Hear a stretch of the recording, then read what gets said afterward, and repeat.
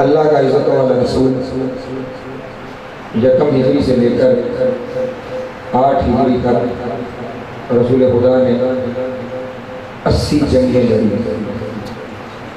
8 سالوں میں 80 جنگیں ہوں گی. یہ سمجھیے کہ ہر سال تقریباً 10 جنگیں ہوتی ہیں. جنگ کے معاملات سے جب فارغ ہو گئے تمام طرح کے دشمن زیر نظر ہو گئے، سر نظر ہو گئے. تمام دنیا کے سر میرے رسول کے سامنے جو جنگ کے میدان میں آیا وہ سارے سر جھک کے چلے گئے. اب جب جنگوں سے فراغت ہوئی تو رسول اللہ نے خط و کتابت کے ذریعے دین کی جانب لوگوں کو دعوت دینا شروع کی. پریشان تو نہیں ہو رہے نا؟ خط و کتابت کے ذریعے لوگوں کو دین کی جانب بلانا شروع کیا. جہاں بہت سے لوگوں کو خط لکھے گئے وہاں عیسائیوں کا اس زمانے کا سب سے بڑا مرکز، جس طرح آج کے زمانے میں روم میں ویٹیکن سٹی ان کا سب سے بڑا مرکز ہے، اور وہاں پہ جو ان کا سب سے بڑا پوپ ہے وہ بیٹھتا ہے، سب سے بڑا پادری بیٹھتا ہے. اسی طرح عرب میں اس زمانے میں جو مرکز تھا وہ تھا نجران. یمن کے بارڈر کے ساتھ ایک جگہ ہے نجران. وہاں نجران میں عیسائیوں کا سب سے بڑا مرکز تھا سرزمین عرب کا، اور وہاں پہ جو ان کا سب سے بڑا رہنما تھا، جس طرح آج پوپ بینڈکٹ ہے، اس طرح اس زمانے میں جو ان کا رہنما تھا اس کا نام تھا ابو الحارث بن علقمہ. اس ابو الحارث بن علقمہ کے نام رسول خدا نے ایک خط لکھا، اور اس خط میں ابو الحارث بن علقمہ کو اور اس کے پورے قبیلے کو اور اس کے تمام ساتھی راہبوں کو دین حق کی جانب دعوت دی کہ میں اللہ کا رسول مبعوث ہو کے آیا ہوں، تم میری جانب متوجہ ہو جاؤ، میں تمہیں دین کی تعلیم دینا چاہتا ہوں.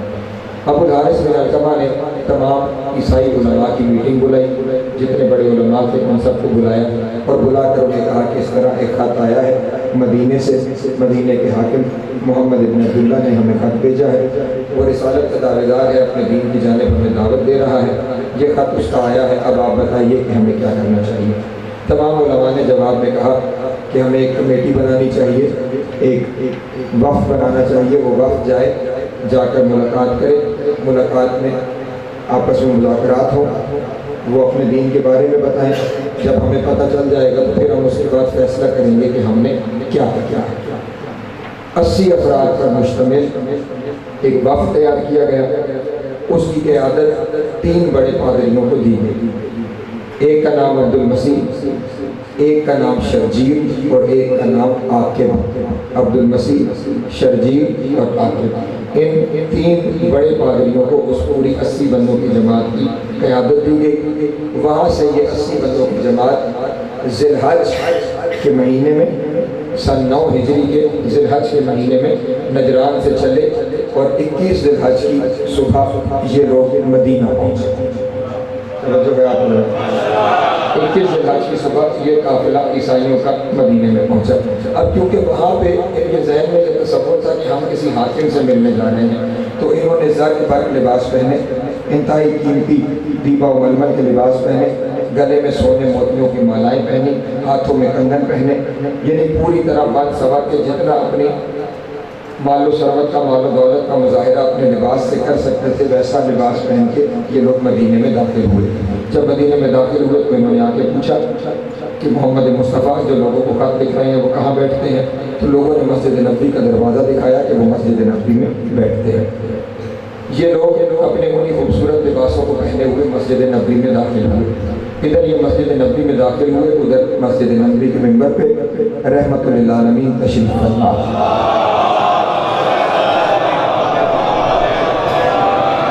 بچہ نمبر تمہید ہے مجھے آسان ہو جائیں گے. رحمت للعالمین منبر پہ تشریف فرما تھے. یہ جو ہی سامنے آئے رسول اللہ نے ان کے لباسوں کو دیکھا، وہ جو سراپا رحمت تھا اس نے انہیں آتا ہوا دیکھ کے اپنا رخ پھیر لیا.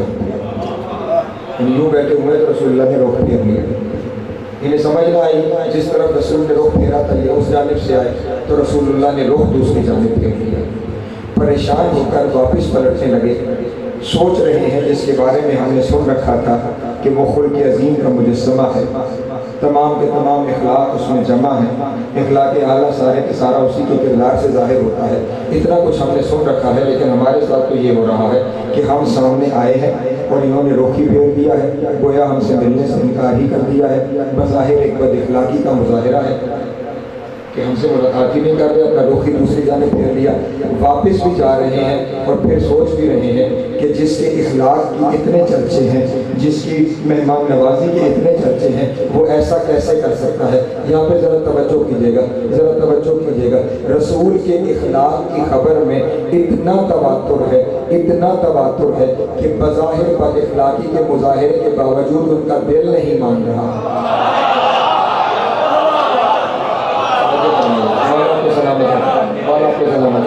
یہ اب لفظوں کی قلت ہے جس کی وجہ سے مجھے لفظ استعمال کرنے پڑ رہے ہیں تاکہ ذہنوں تک بات پہنچ جائے۔ بظاہر اخلاق کا مظاہرہ نہیں ہوا، لیکن رسول کے اخلاق کی خبروں میں تواتر اتنا ہے، تسلسل اتنا ہے، خبر اتنی اخلاق کی عام ہے کہ اس اپنے مشاہدے پہ لوگ زیادہ یقین رکھتے ہیں۔ وہ اپنے مشاہدے کے باوجود سوچ رہے ہیں ایسا ہونا تو نہیں چاہیے تھا، ایسا ہونا تو نہیں چاہیے تھا، جو کچھ سن رکھا ہے ایسا ہونا تو نہیں چاہیے تھا۔ یہ ہو کیا رہا ہے؟ اسی کشمکش میں وہ مسجد نبی سے باہر نکلے تو آخر کے ذہن میں آیا کیوں نہ کسی بزرگ سے پوچھے، کیوں نہ کسی بزرگ سے سوال کریں کہ یہ ایسا ہمارے ساتھ کیوں ہوا ہے۔ پریشانوں کا مجمع، جب سارے پریشانوں کا مجمع پریشان ہو کے مکے کی گلیوں، مدینے کی گلیوں میں سفر کر رہا تھا، پریشان تھے کہ ایسا ہونا نہیں چاہیے تھا، ایسا کیوں ہو گیا، پریشان حال جب سفر کر رہے تھے کہ یکا یک سامنے سے علی آئے۔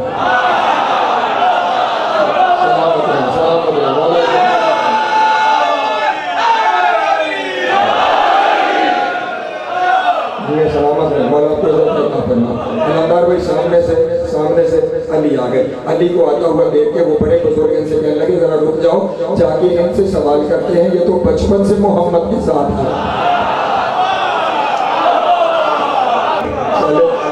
یہ بچپن کے ساتھ ہے، یہ رسول کے مزاج کو بہتر جانتے ہیں، ذرا ان سے سوال کرتے ہیں، ان سے جا کے پوچھتے ہیں کہ معاملہ کیا ہے، ہمارے ساتھ ایسا کیوں ہو رہا ہے۔ سیدھے آئے میرے مولا کے پاس اور آ کے کہنے لگے آپ کے بھائی کے اخلاق کیسے ہیں؟ امیر المومنین نے فرمایا اللہ کے اخلاق کا مجسم نمونہ ہے۔ اخلاق الہیہ کا مجسم نمونہ ہے میرا بھائی اللہ کے رسول۔ تو جواب میں اب انہوں نے کہا جناب والا یہ تو آپ کہہ رہے ہیں لیکن ہمارے ساتھ تو یہ سلوک ہوا ہے، ہمارے ساتھ یہ سلوک ہوا ہے۔ پہلے ہر ایک سن کے پریشان ہو رہا تھا، علی پریشان نہیں ہو۔ جب انہوں نے کہا نا ہمارے ساتھ یہ سلوک ہو رہا ہے، ہم جب جاتے ہیں رسول رخ پھیر لیتے ہیں۔ امیر المومنین نے سر سے پاؤں تک ان سب کو دیکھ کے کہا یہی کپڑے پہن کے گئے تھے؟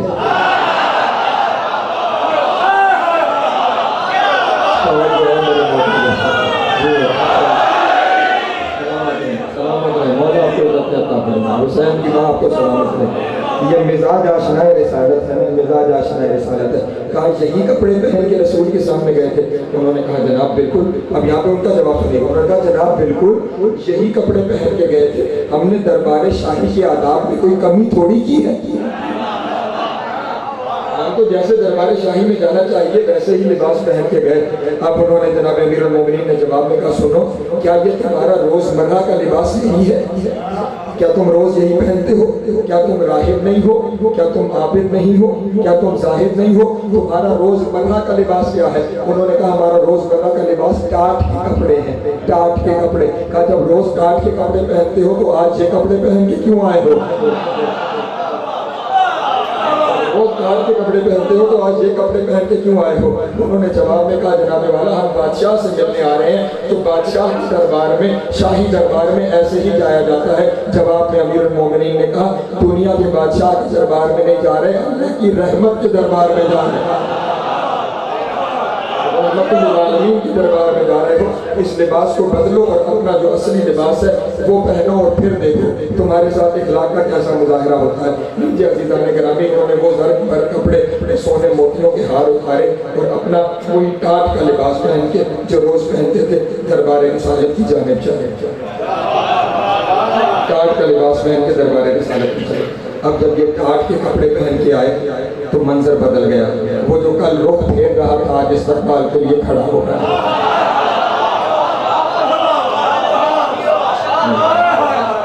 وہ آج استقبال کے لیے کھڑا ہو گیا اور اپنے ساتھ بٹھایا اور ساتھ بٹھا کے کہا یہ جو کچھ ہوا ہے وہ اس وجہ سے ہوا ہے، تمہیں بتانا چاہتا ہوں میرے دربار میں لباس کی اہمیت نہیں، انسان کی اہمیت ہے، انسان کی اہمیت ہے۔ اگر تم کیسر و کسرا کے نمائندے ہوتے تو پھر جس لباس میں آپ سے قبول تھا، لیکن تم تو عابد و زاہد ہو، تم تو راہب ہو، تم تو اللہ کے گھر میں رہنے والے ہو، تمہیں یہ لباس جچتا نہیں ہے جو تمہارا لباس ہے۔ اب میرے پاس آئے ہو، آؤ میرے پاس بیٹھو، جو پوچھنا چاہتے ہو وہ پوچھو۔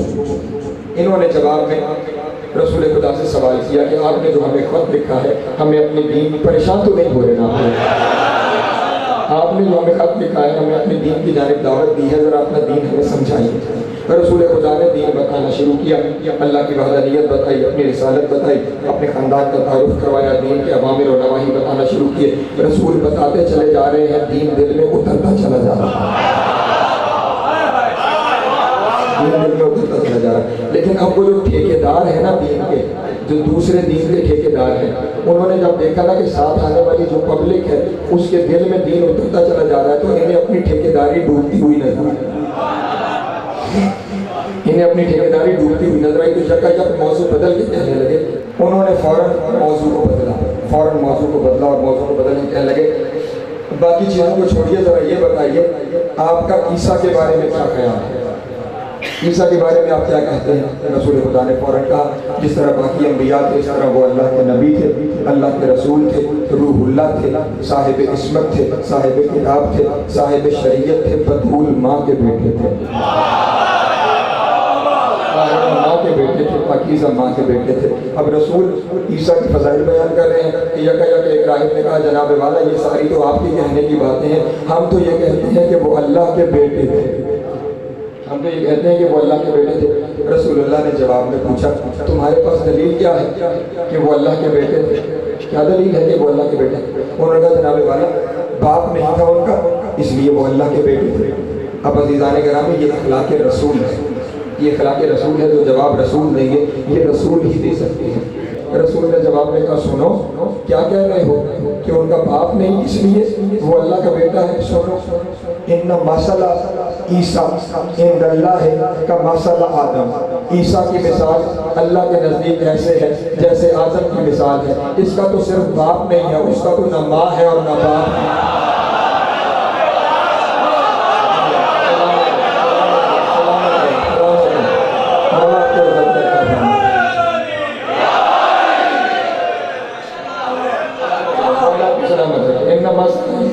عند اللہ کا مسئلہ آدم کی مثال ہے عیسیٰ کی، وہاں پہ خداوند عالم نے اسے مٹی سے پیدا کیا، کون فیکون کہا اور وہ ہو گیا۔ اگر بغیر باپ کے بندہ اللہ کا بیٹا ہوتا ہے تو اس کا تو نہ ماں ہے اور نہ باپ ہے، وہ زیادہ حقدار ہے اللہ کہلانے کا۔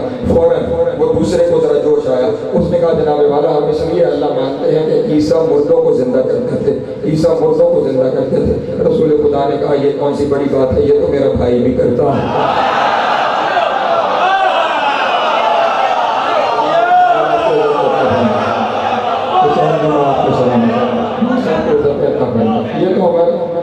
یہ تو ہمارا خاندان بھی ایسا کرتا ہے، ہم مردوں کو زندہ، ٹھوکروں سے ہم مردوں کو زندہ کرتے ہیں۔ عیسیٰ کو تو کہنے کی ضرورت ہوتی تھی بِإِذْنِ اللہ، ہم تو کہتے ہیں بِإِذْنِ۔ فوراً ایک تیسرا بولا اور کہنے لگا، جناب والا ہمارا عیسیٰ بیماروں کو شفا دیتا تھا، جو مادرزاد اندھے تھے انہیں آنکھیں دیتا تھا، جو کوڑ کے مریض تھے انہیں شفا دیتا تھا۔ رسول خدا نے کہا، تمہارا عیسیٰ بندوں کو شفا دیتا تھا، میرا حسین فرشتوں میں شفا بنا۔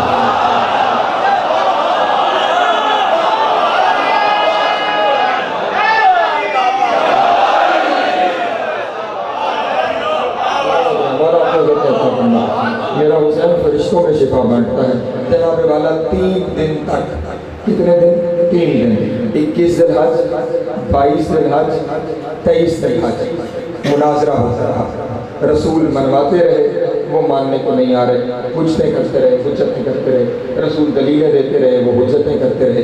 3 دن بعد جب مناظرہ ہوتا رہا مناظرہ، علم کی جتنی چیزیں تھیں وہ ساری پہنچا دی گئی، قرآن جتنا تھا وہ سارا پہنچا دیا گیا، قرآن جتنا تھا وہ سارا پہنچا دیا گیا، قرآن جتنا تھا وہ سارا پہنچا دیا گیا۔ جب قرآن کافی نہ ہوا، سلامت رہتا ہے، مولا آپ کو عزت کرتا ہے، مولا آپ کو سلامت رکھتا ہے۔ سارے نہیں پہنچے جہاں میں پہنچانا چاہتا ہوں، سارے نہیں پہنچے۔ جہاں میں پہنچانا چاہتا تھا. جب قرآن اکیلا کافی نہ ہوا، جب قرآن اکیلا کافی نہ ہوا تو اب آواز قدرت آئی، میرے حبیب فمن حاجک فیہ من بعد ما جاءک من العلم. اے میرے حبیب جب قرآن آ جانے کے بعد بھی اگر ان کی حاجت باقی ہے نا، فقل تعالوا ندعو ابناءنا وابناءکم ونساءنا ونساءکم وانفسنا وانفسکم. میرے حبیب سے کہہ کل ہم اپنے بیٹے لائیں گے.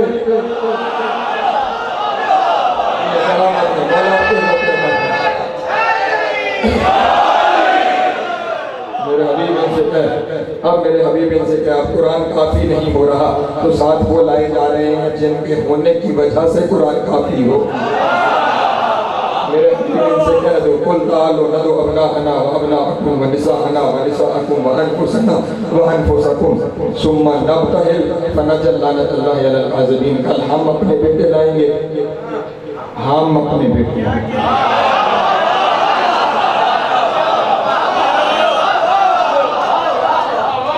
قل اللہ کہہ رہا میرے حبیب کہہ ہم اپنے بیٹے لائیں گے.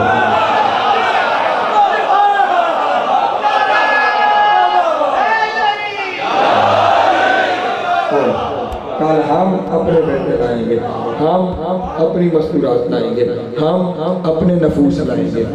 پھر کیا ہوگا؟ ثم نبتہل، پھر اللہ سے لو لگا، پھر اللہ سے بات کریں گے. فنجعل لعنۃ اللہ علی الکاذبین. اللہ جھوٹوں پہ لعنت کرے گا، اللہ جھوٹوں پہ لعنت کرے گا. رسول انہیں یہ کہہ کر گھر کی جانب چلا پڑے. اب یہاں پہ ذرا سوچئے گا، عیسائیوں کو کہا جا رہا ہے کل تم اپنے بیٹے لانا، ہم اپنے بیٹے لائیں گے. تم اپنی عورتیں لانا، ہم اپنی عورتیں لائیں گے.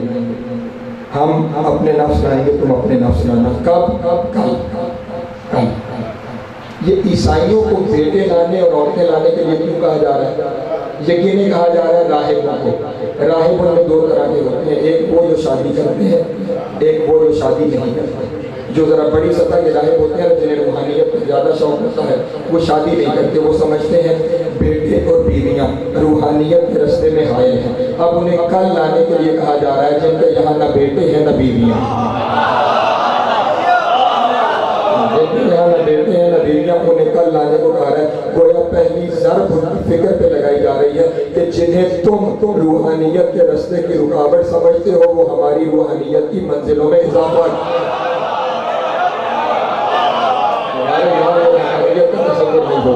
یہ پہلی ضرب ہے ان پہ. اب یہاں پہ ذرا اس سمے پہ رکیے رہیے گا اور اس بات کو یہاں تک ذہنوں میں محفوظ کر لیجئے کہ رسول انہیں یہ کہہ کے اپنے گھر کی جانب چلے آئے. اب میرے پڑھے لکھے دوست، صاحب عقیدہ دوست بیٹھے ہوئے ہیں، گھروں میں ہم پڑھتے ہیں خاص طور پہ شب جمعہ حدیث کے ساتھ. کوئی نہیں پڑھتا تو بتائیے، پڑھتے ہیں ہم لوگ حدیث کے ساتھ. یہ اور بات ہے کہ آج کل لوگوں نے نئی نئی کہانیاں کہنا شروع کر دی کہ حدیث کے ساتھ نہ پڑھو، دعائے کو میں پڑھا کرو. مقابلے کرنا شروع کر دیے. میں منع نہیں کر رہا، حدیث کے ساتھ بھی پڑھیے، دعائے کو میں بھی پڑھیے. وہ بھی میرے مولا کی بتائی ہوئی باتیں ہیں کہ ابھی میرے مولا کے گھر کی بات ہے. حدیث کے ساتھ بھی پڑھیے، دعائے کو میں بھی پڑھیے، دونوں کو پڑھا کیجیے. بس فرق صرف اتنا ہے، دعائے کو میں میں انہوں نے بتایا ہے وہ کون ہے؟ حدیث کے سامنے اس نے بتایا ہے یہ.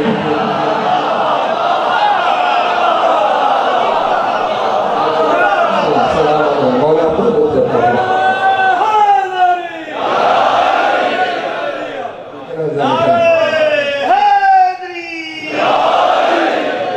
حدیث کے ساتھ بہت بڑا عمل ہے جس کا رزق تنگ ہو. معصوم فرماتے ہیں کہ وہ 40 بندوں کو شب جمعہ گھر میں بلا کے حدیث کے ساتھ کی تلاوت کرے، اللہ اس کے رزق کے رستے کھول دے. اور اگر ایک وقت میں 40 بندوں کو نہیں بلا سکتا تو مختلف وقتوں میں مختلف بندوں میں 40 بندے پورے کرے. جب 40 بندے پورے ہوں گے اللہ اس کے رزق کے رستے کھول دے. لیکن اب ذرا یہاں پہ آپ کی توجہ چاہیے، ہم روز ہی پڑھتے ہیں حدیث کے ساتھ. یہ حدیث کے ساتھ شروع کہاں سے ہو رہی ہے؟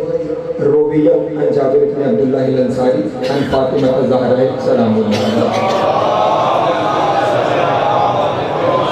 قالت فاطمہ انہا دخل علی ابی رسول اللہ فی بعض الایام فقال انی اجد فی بدنی ذوفا، انی اجد فی بدنی ذوفا. رسول سیدہ کے گھر کچھ دن کے بعد تشریف لائے. وہ رسول جو روز آتا تھا اب کی بات کچھ دن کے بعد آیا. کچھ دن کے بعد آیا اور آتے ہی رسول نے کیا کہا، انی اجدو فی بدنی ضعفن، میں اپنے جسم میں تھکاوٹ محسوس کر رہا ہوں، میں اپنے جسم میں ضعف محسوس کر رہا ہوں، میں تھکاوٹ محسوس کر رہا ہوں۔ سوچا نہیں آپ نے تھکاوٹ کاہے کی، یہ کچھ دن بعد کیوں آئے، تھکاوٹ کاہے کی، یہ کچھ دن بعد کیوں آئے؟ تھکاوٹ تھی اس 3 دن کے مناظرے کی۔ کبھی یہ باتیں بھی سن لیا کیجیے، کبھی یہ باتیں بھی سن لیا کیجیے۔ یہ 3 دن تک مناظرہ ہوتا رہا، 3 دن تک بات ہوتی رہی، اور وہ جو کچھ دن کے بعد آئے وہ کچھ دن بھی اس وجہ سے کہ وہاں دن رات 3 دن ان کے ساتھ بات چیت چلتی رہی۔ اس 3 دن کی تھکاوٹ، 3 دن کا مناظرہ، اس کا ایک غور اپنی جگہ پہ، اور میرا خیال کہتا ہے، میرا تصور کہتا ہے، بس بات کو سمجھانے کے لیے کہ ایک تو 3 دن کی مسلسل بحث و مباحثہ وہ اپنی جگہ پہ ایک بوجھل بات، اس سے بڑھ کر ایک بات رسول کے ذہن میں ہوگی۔ وہ بات یہ ہوگی کہ میدان میں میں کہہ کے آیا ہوں اور اپنی طرف سے نہیں کہہ کے آیا، اس نے مجھ سے کہلوایا ہے کہ انہیں کہو کل ہم اپنے بیٹے لائیں گے، تم اپنے بیٹے لائیں گے۔ یہ اس نے مجھ سے کل کہلوایا ہے جس نے چند دن پہلے انہی لوگوں کے درمیان مجمع میں مجھ سے اعلان کروایا تھا، میرے حبیب نے کہا وما کان محمد ابا احد من رجالکم، میرا محمد تمہارے مردوں میں سے کسی کا باپ نہیں ہے۔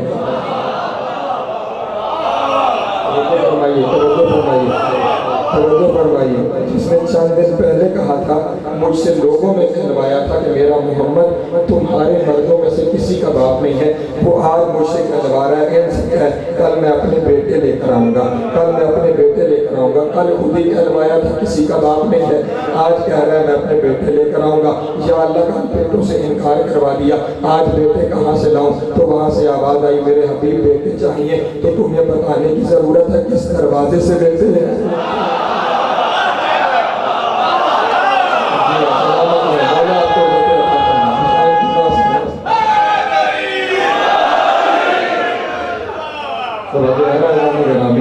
کیا بتانے کی ضرورت ہے کہ وہ کہاں سے ملتے ہیں؟ رسول خدا اسی دروازے پہ آئے جہاں سے بیٹے ملتے تھے۔ انی اجد فی بدنی ضعفن، میں اپنے جسم میں ضعف محسوس کر رہا ہوں، اے میری بیٹی مجھے اپنی چادر دے دیجئے۔ سیدہ عالمین نے اپنی چادر دے دی۔ رسالت کا شفا خانہ ہے چادر بطول، رسالت ہے چادر بطول۔ جناب والا شفا تو اس چادر کے نیچے مل ہی گئی، لیکن میرے اللہ مجھے چاہیے تو بیٹے۔ اللہ نے کہا کسی چادر کے نیچے رہو، بیٹے بھی یہیں ملیں گے۔ ابھی اسی چادر کے نیچے رہو، بیٹے بھی یہیں ملیں گے۔ ادھر رسول چادر اوڑھ کے لیٹے، ادھر سے صفت اکبر آیا، ادھر سے صفت اکبر آیا، یا اماہ انی اشم عندک رائحۃ طیبۃ کانہا رائحۃ جدی رسول اللہ۔ اے میری پاک والدہ گرامی، میں آپ کے پاس سے اپنے پاک نانا کی پاک خوشبو محسوس کروں گا، پاک نانا کی پاک خوشبو محسوس کر رہا ہوں۔ میرے بیٹے آپ کے نانا چادر کے نیچے ہیں، اب قریب آئے، حسن قریب آئے، رسول کو بیٹے چاہیے نا، آتے ہی سلام کیا، السلام علیکہ یا جدہ ہو۔ توجہ نہیں کی میرے موضوع، توجہ نہیں کی، پہلا بیٹا آگیا، السلام علیکہ یا جدہ ہو۔ اے میرے بابا آپ پر سلام، اے میرے بابا آپ پر سلام، اے میرے جد آپ پر سلام۔ وعلیکم السلام یا قرۃ عینی و ثمرۃ فؤادی۔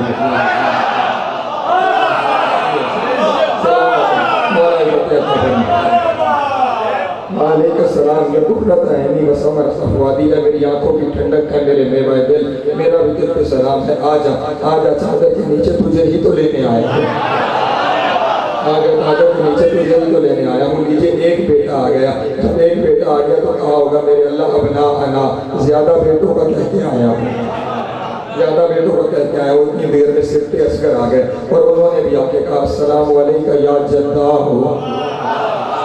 لیجیے دوسرا بیٹا آ گیا، اب جواب کا طریقہ بدلا۔ پہلے کہا تھا وعلیکم السلام یا قرۃ عینی و ثمرۃ فؤادی، اب کہا وعلیکم السلام یا قرۃ عینی و ثمرۃ فؤادی و شافع امتی۔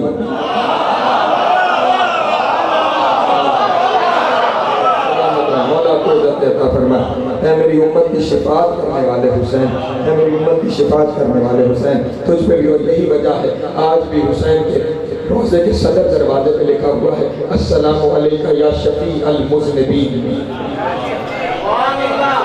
اے گناہگاروں کی شفاعت کرنے والے حسین تجھ پہ سلام۔ میں نے وہاں پہ اجازت ہے ایک جملہ کہہ دوں اب آگے، میں نے وہاں پہ علماء کرام سے سوال کیا، میں نے کہا حسین کے سینکڑوں لقب ہیں لیکن یہاں پہ صدر دروازے پہ یہ شفیع المذنبین حسین کا یہ لقب کیوں لکھا گیا؟ تو انہوں نے جواب میں کہا کہ روز محشر گناہگاروں کی 100 صفیں لگیں گی۔ کتنی صفیں لگیں گی؟ 100 صفیں، اور ہر صف میں لاکھوں کروڑوں آدمی ہوں گے۔ 100 صفیں ہوں گی اور ہر صف میں لاکھوں کروڑوں آدمی ہوں گے۔ 14 میں سے 13 معصومین مل کر ان 100 میں سے ایک صف کو بخشوائیں گے، حسین اکیلا 99 کو بخشوائیں گا۔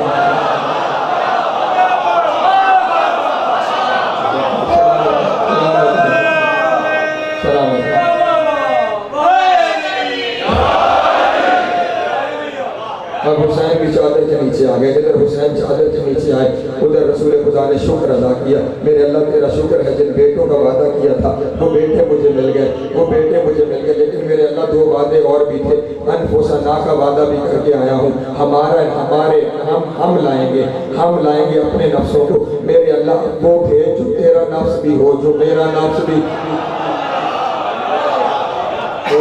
تیرا نفس بھی ہو، جو میرا نفس بھی ہو۔ دیجئے علی ابن ابی طالب چادر کے نیچے آ گئے۔ اب جب علی صلوات پڑھی آ جائے،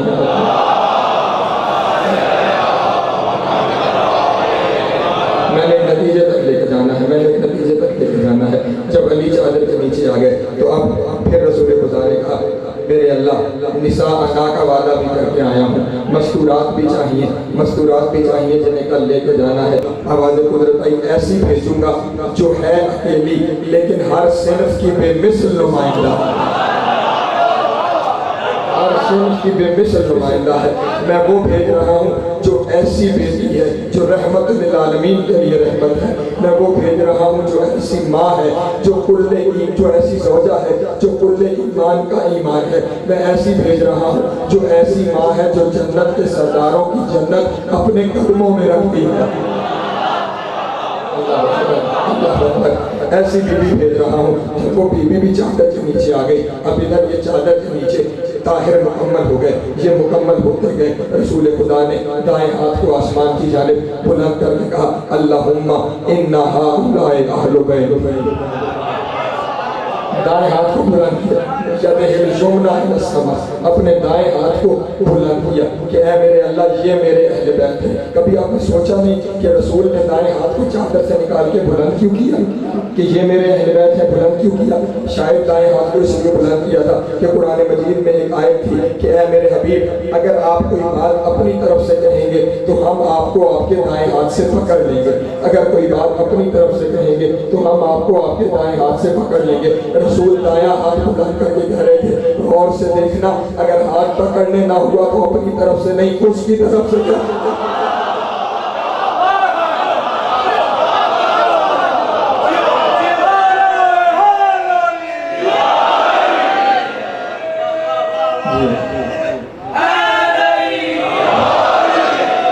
اللہم انہا ہؤلاء اہل بیتی وخاصتی وحامتی لامہم لہمی ودمہم دمی یعلمنی ما یعلمہم ویحزننی ما یحزنہم ونا حرب لمن حربہم وسلم لمن سلمہم وعدوم لمن آداہم ومحب لمن احبہم انہم منی وانا منہم، یہ مجھ سے ہے میں ان سے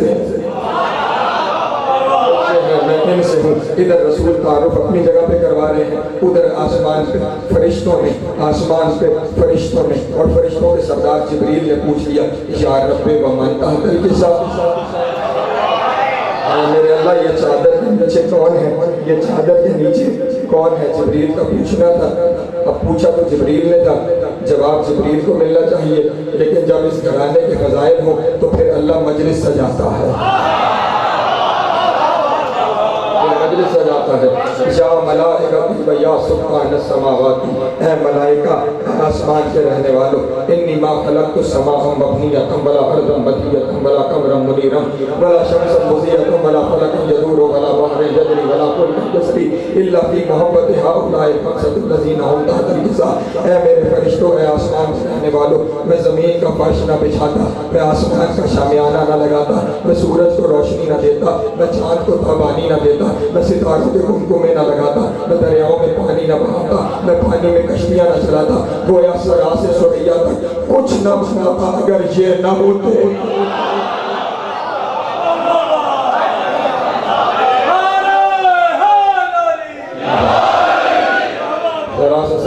कुछ ना बनाता अगर ये ना होते। इधर अल्लाह ये तारुफ करवा रहा है, साथ ही जबरील ने पूछा मेरे अल्लाह तारुफ करवा रहा है, ये बता है कौन, ये बता है कौन? फौरन आवाज़ बताई, होम अहलु बैत नबुव्वत व मअदिन रिसालत होम फातिमा व अबूहा व बालुहा व बलूहा। ये अहले बैत नबूवत हैं, ये रिसालत की खाने हैं, सैयदा है, सैयदा का बाबा है, सैयदा का शौहर है, सैयदा के बेटे हैं। मैं कहूँगा मेरे अल्लाह अहले बैत नबूवत का तारुफ है तो कहे ना मोहम्मद है, मोहम्मद की बेटी है, मोहम्मद का दामाद है, मोहम्मद के नवासे हैं। अहले बैत नबूवत की बात हो रही है ना, तो तारुफ रसूल से होना चाहिए, लेकिन रसूल से तारुफ नहीं हुआ। कहा गया बतूल है, बतूल का बाबा है, बतूल का शौहर है, बतूल के बेटे हैं। दुनिया कहती है वो भी अहले बैत, वो भी अहले बैत, वो भी अहले बैत। पूछो कि ये क्यों अहले बैत, तो कहते हैं ये सारे रसूल के रिश्तेदार हैं इसलिए अहले बैत हैं। हदीस किसा में अल्लाह ने बताया अहले बैत होने के लिए रसूल का रिश्तेदार नहीं, बतूल का रिश्तेदार।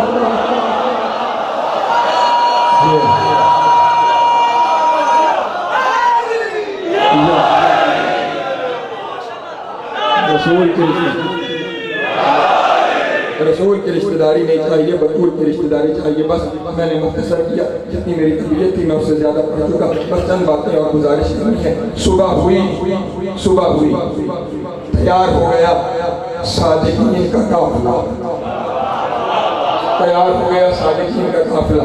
आगे आगे रसूल, पीछे बतूल, उससे पीछे शाह विलायत। बल्कि मैं अक्सर कहा करता हूँ वशम्स वज़्ज़ुहा की तफसीर बन के नहीं, जिन्हें नहीं समझ आई वाज़ेह करता हूँ क्या कुरान मजीद कहता है, वशम्स वज़्ज़ुहा वल क़मर इज़ा तलाहा, वशम्स वज़्ज़ुहा वल क़मर इज़ा तलाहा। वशम्स बन के रसूल चला, वशम्स बन के रसूल चला, वज़्ज़ुहा एक किरण की कसम, वज़्ज़ुहा बन के बतूल चली, वल क़मर इज़ा तलाहा उस चांद की कसम जो पीछे पीछे आता।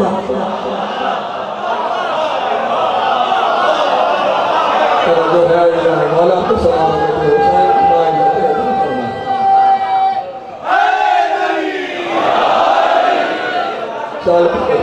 चल पड़े वो शम्स की तस्वीर बनकर, चल पड़े वो शम्स की तस्वीर बनकर। चलते चलते जब ये सामने से आ रहे थे, उधर से जो उनका सबसे बड़ा राहिब था जिसका नाम अब्दुल मसीह था, उसकी भवें ऐसे आंखों पे गिरी हुई थी। उसने अपनी भवों को ऊंचा करके बंधवाया और अपने साथियों से कहा इस आते हुए काफिले को मुझे ऊंची जगह पे जाकर देखना है, मैं देखना चाहता हूँ ये आने वाले कौन है। मैंने आते हुए जब देखा, पूछा कि आने वाले कौन है, कहा रसूल है, साथ दोनों नवासे हैं, साथ बेटी है, साथ दामाद है, उन्हें लेकर आ रहा। गौर से देखकर फौरन अपनी कौम की जानिब जाके कहने लगा खबरदार खबरदार, ये जो है ना इनसे मुबाहिला न करना, क्योंकि अगर इन्होंने हाथ उठा दिए तो पहाड़ चल पड़ेंगे।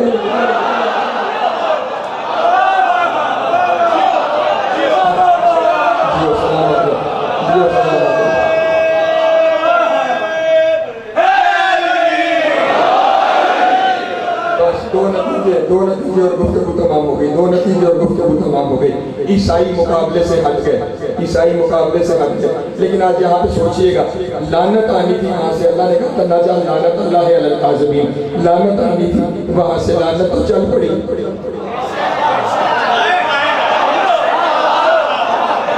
लानत आनी थी, लानत तो चल पड़ी, लेकिन अब लानत किसके मुकाबले वालों पे आनी है? ये जो काफिला 5 का आ रहा है, इस 5 में से 4 तो रोज आते रहे, पिछले 3 दिन भी तो ये चारों आते रहे। आज इजाफा फकत एक बीवी का है, आज इजाफा फकत एक بیوی کا ہے، اس کا مطلب لعنت ان پہ ہونی ہے جو اس کے مقابلے میں آ رہے ہیں۔